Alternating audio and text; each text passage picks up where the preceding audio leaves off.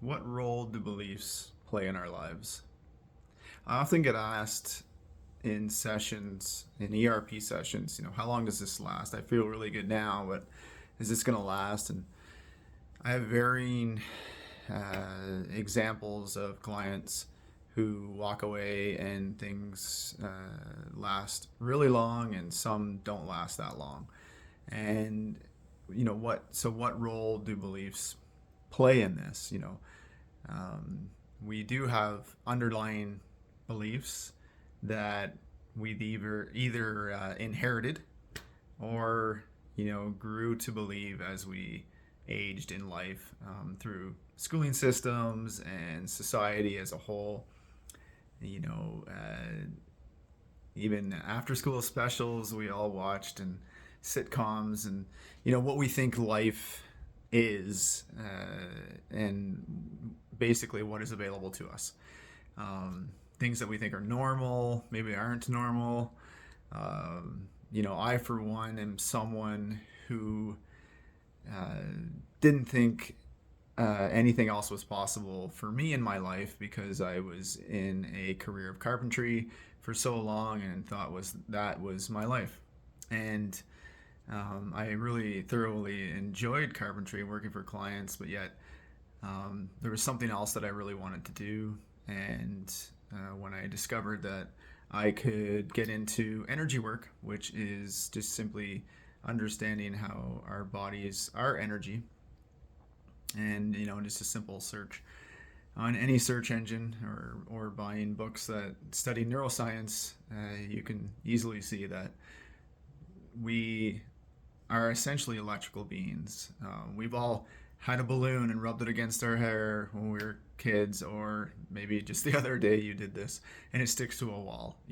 What is actually happening there, and why does it cause static magnetism? So, this video isn't about proving to you that we are electrical beings and that we can truly feel our emotions really strongly.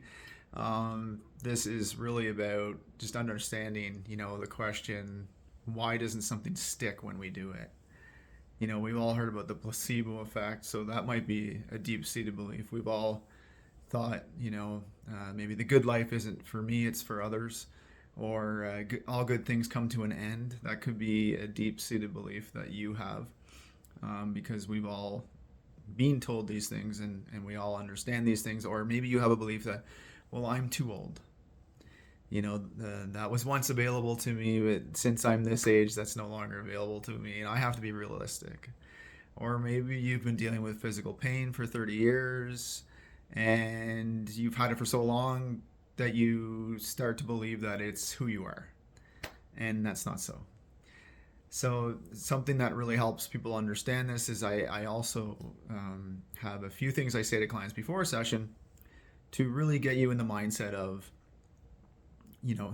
whatever you came in for is available to you. So we've all had a hindsight moment. We've all thought maybe we should have turned left instead of right, and we would have arrived at our destination 10 minutes earlier. Like, we all have that example in our lives. We understand what a hindsight moment is.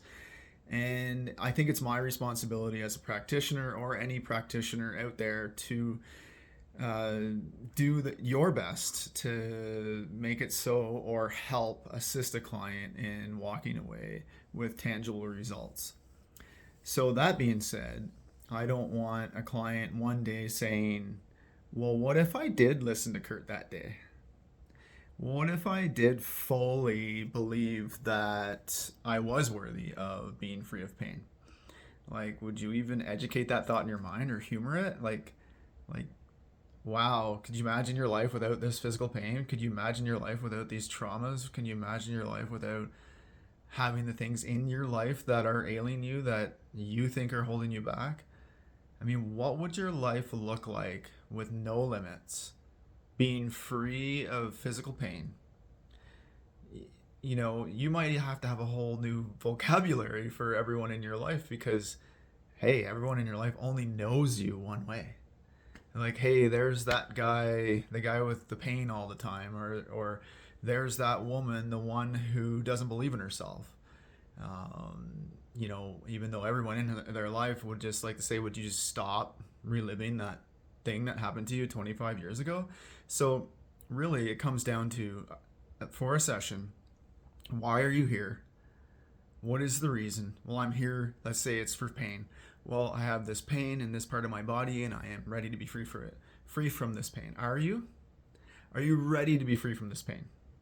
Are you legitimately ready to be free from this pain? What else have you done to be free from this pain? Well, for the last 30 years, I've done physio, I've done chiropractic, I've experimented with certain pharmaceutical drugs, and here we are 30 years later and you're still experiencing pain. Well, there has been some relief along the way. Oh, okay. But yet here we are still dealing with physical pain. So could it be that you have this belief that whatever you do doesn't stick, whatever you do doesn't last? So do you think by showing up for a session that it's going to work for you if you have this deep-seated belief that nothing sticks, nothing lasts? So we really do have to suspend our disbelief on things. We have to shelf our skepticism and say no to doubt and say, okay, other people have done this. Why can't I? There's a story that really helps you understand this, done by, it's a hypnotist that in the 80s it was really popular to hire hypnotists to help you with addictions. And these two sisters signed up to be hypnotized so they could quit smoking. The two sisters went in, they were hypnotized, and they both walked away. One sister walked away, never smoked again, and the other sister couldn't stop smoking. She was quite frustrated with the results and was a little jealous of her sister, and went back to the hypnotist and asked, why didn't it work for me? And his response was really simple. You didn't want to quit. And she said, well, yes, I did. And he said, no, you didn't. It's like, really, tell me why you actually agreed to be hypnotized. Was it because your sister was doing it? Was there some kind of, oh no, my sister's going to actually accomplish this, so I better do it too. I'm just going to jump on this train. So it wasn't because she actually wanted to quit. She was only doing it because someone else was doing it. That's why for her sister it worked perfectly, because her sister was doing it for her. Her sister had the conviction to say, I'm done with cigarettes today. This is the person that's going to help me. It could have been anybody, because she was ready to be done with cigarettes. And then she was done with cigarettes.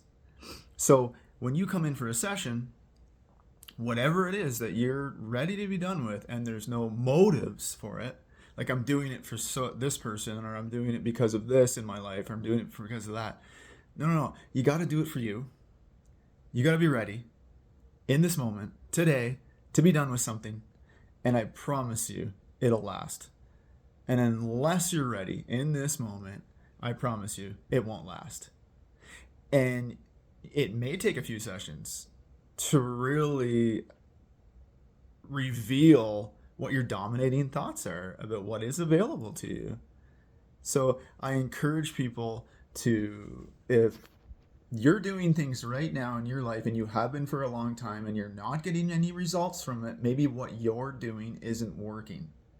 You may want to try something else.